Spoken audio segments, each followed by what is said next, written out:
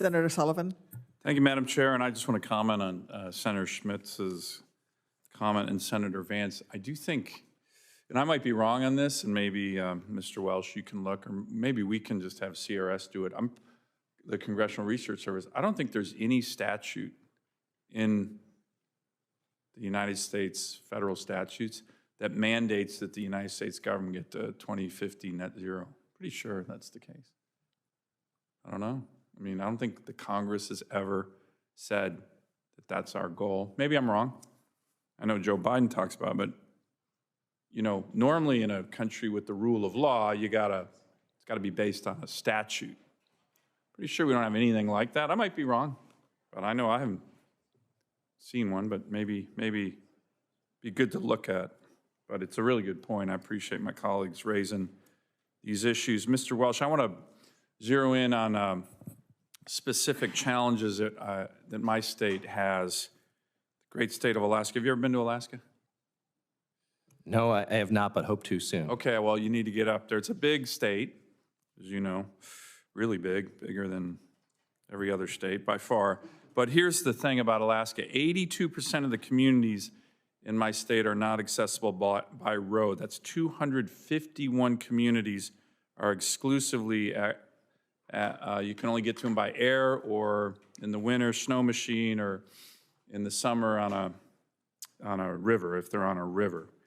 And the threat of regulation of avgas causes great anxiety for airplane operators in Alaska. We have more pilots per capita than any state in the country because our communities depend on pilots and piston-driven aircraft that can operate on low lead fuel.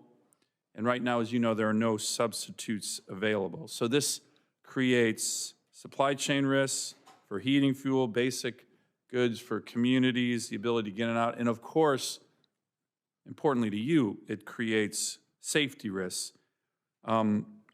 My understanding is that the FAA Office of Environment and Energy will play a key role in the regulation of leaded avgas, including the consultation with the EPA, which is required by law, on the development of any future regs on leaded fuel for piston-driven aircraft.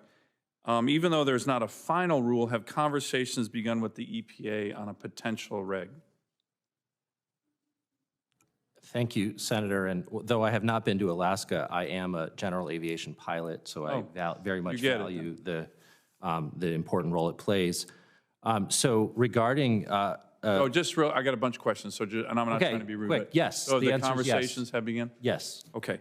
So as you know, the Clean Air Act provides the EPA discretion over a period of time, looking at all kinds of things, with the Department of Transportation, and you guys in particular.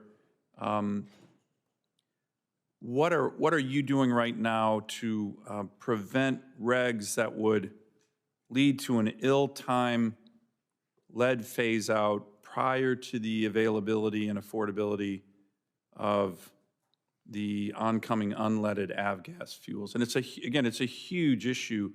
There's issues of infrastructure. If you come to some of the smaller villages in my state, everybody relies on leaded avgas. And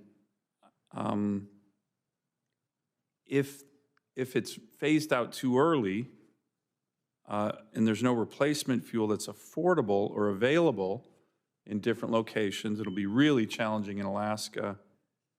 Would you agree that that is not just an economic issue, but could create a hazardous issue as it relates to aviation safety? Yes, absolutely. Both safety, economic, but also environmental as well. And yeah, no, it's everything. Yeah. And we recognize it. But if you say, hey, get rid of leaded avgas, and there's no cost-effective replacement,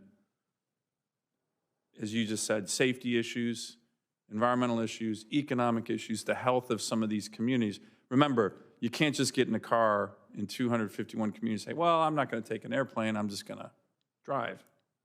Can't do it. So in my state, it's really important. Let me So you would agree that that would create an aviation safety hazard as well. Let me ask one final question. What measures can the FAA take, again, considering all these costs, I'm glad you're looking at them, and issues that come in, environment, economic, safety, what measures can the FAA take to ensure existing low-lead fuel remains available at airports for piston-driven aircraft throughout the transition that we know, like in Alaska, is going to take years, many, many, many years? Are there measures the FAA can take in that regard? Are you thinking through those? Yeah, and it'll be difficult to be brief, but I will try to.